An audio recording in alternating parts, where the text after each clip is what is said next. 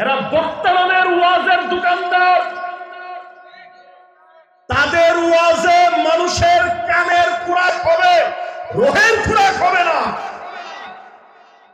যত ভাইরাল বক্তা বলেন, ম্যাক্সিমাম ভাইরাল গুলো ভাইরাস, ঠিক কিনা বলে?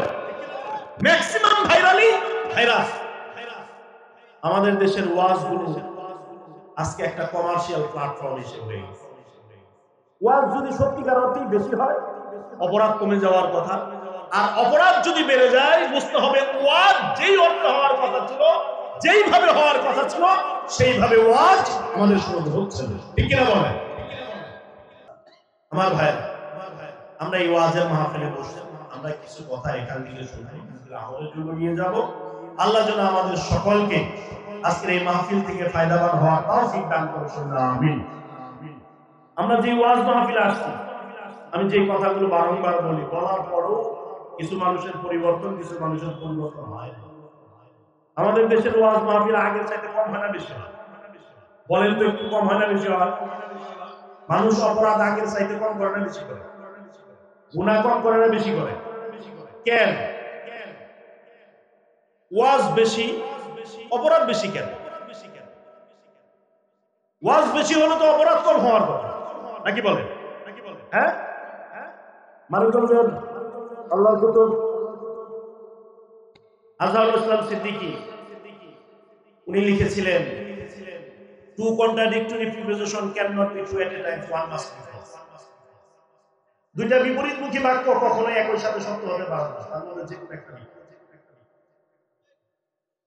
ওয়াজ যদি সত্যিকার অর্থেই বেশি হয়, অপরাধ কমে যাওয়ার কথা।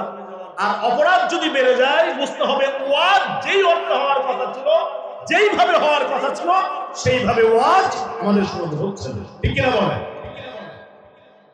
আমাদের দেশের ওয়াজ গুলো আজকে একটা কমার্শিয়াল প্ল্যাটফর্ম হিসেবে হয়ে গেছে। আপনাদের দোষ না ভাই, আপনাদের দোষ না।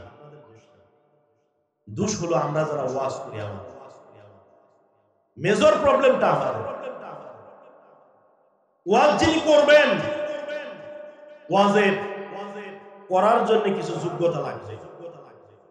আল্লাহ রাব্বুল আলামিন পবিত্র কোরআনুল কারীমের ভিতরে বলে দিয়েছেন, ওয়াইজিন যিনি হবেন, যিনি ওয়াজ করবেন, তার কিছু যোগ্যতা থাকতে হবে। সূরা ইয়াসিন আল্লাহ রাব্বুল আলামিন বলেন, ইত্তাবিউ মান লা ইয়াসআলুকুম আজরান ওয়া হুম মুহতাদুন। তোমরা তার কথাগুলো শুনো, তার কথায় তোমাদের হেদায়েত হবে, তার কথায় তোমাদের জীবনের পরিবর্তন ঘটবে, তার কথাগুলো তোমাদেরকে হেদায়েতের রাস্তা দেখাবে। যিনি তোমাদেরকে ওয়াজ করে শোনান, বিনিময়ে তোমাদের কাছ থেকে তিনি চুক্তি করে কোনো টাকা পয়সা লেনদেন করেন। সুবহানাল্লাহ বলো। ওয়াজ আজকে আমাদের দেশে যত ওয়াজ মাহফিল হয়, ম্যাক্সিমাম ওয়াজ মাহফিল গুলো বক্তা যিনারা থাকেন, যত ভাইরাল বক্তা বলেন, ম্যাক্সিমাম ভাইরাল গুলো ভাইরাস, ঠিক কিনা বলে? ম্যাক্সিমাম ভাইরালই ভাইরাস। মাহফিলে আসার আগে যারা মাহফিলের জন্য দাওয়াত দেয়, যাওয়ার সময় পকেটে টাকা 50,000 নিয়ে তারপরে ওয়াজে দাওয়াত দেওয়ার জন্য যেতে হয়, ঠিক কিনা বলে? বাইরে টাকা নিয়ে ওয়াজের দাওয়াত দেওয়ার জন্য যাবে কেন? টাকা নিয়ে তো মানুষ দোকানে যায়, মার্কেটে যায়, বাজারে যায়, ঘাটে যায়। টাকা নিয়ে আজকে বক্তার কাছে যেতে হয় বাইনা করার জন্য, চুক্তি করার জন্য। এরা বর্তমানের ওয়াজের দোকানদার। তাদের ওয়াজে মানুষের কানের খোরাক হবে, রোহের খোরাক হবে না। ওয়াজ দিয়ে কানের খোরাক হবে, কানের।